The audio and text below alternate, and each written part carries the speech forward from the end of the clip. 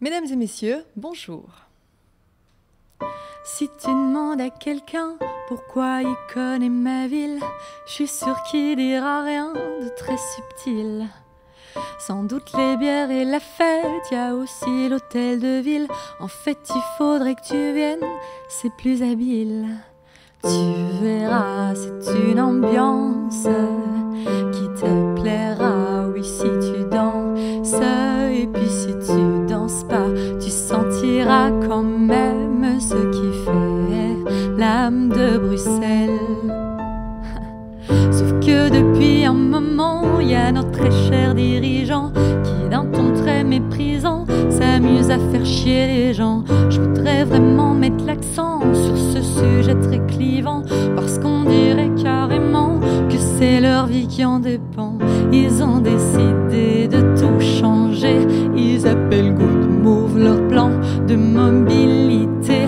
Mais c'est pas le changement en soi qui fait râler, c'est que c'est toujours les mêmes qui doivent payer.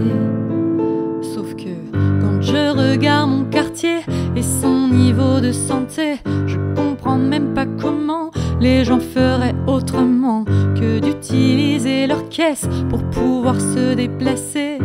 Faire les courses et le reste serait impossible à pied. C'est un privilège de pédaler. Et puis ne pourrait-on pas juste cohabiter? C'est ce qui fait cette ville, son charme et sa beauté, plutôt que d'encore vouloir sanctionner.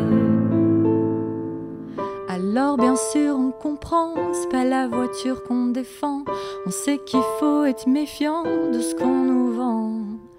La santé, l'écologie sont les combats d'aujourd'hui. Et c'est quand je pense à ma fille que je me dis: tu verras toute l'importance de ces défis, mais aussi leurs conséquences sur nos vies, car imposer ces idées sans avoir consulté notre avis, c'est indécent.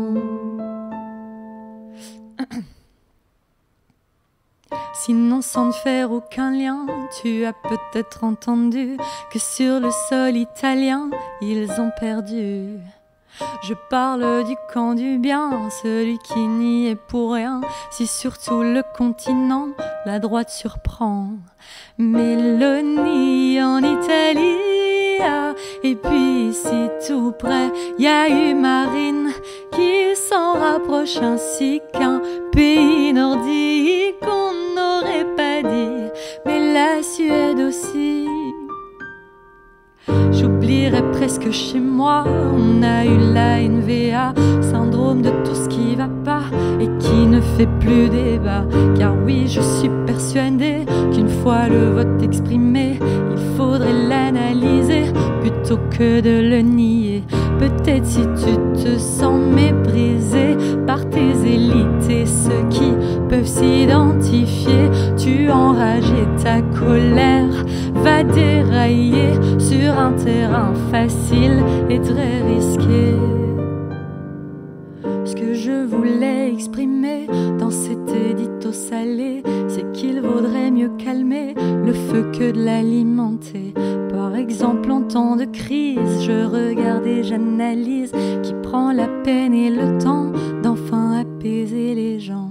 Certains quotidiens sont un enfer et partout aucune réponse, sinon la colère. On passe son temps à dire qu'il faut faire attention aux extrêmes sans se remettre en question.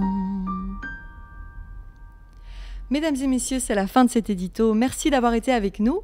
Nous vous invitons à présent à partager cette vidéo si elle vous a plu, liker, vous abonner à la page et surtout commenter, car votre avis nous intéresse. D'une part sur le plan de mobilité Good Move mis en place ici à Bruxelles, et d'autre part sur ce qui a pu favoriser selon vous la montée de l'extrême droite en Europe. Bonne journée à tous!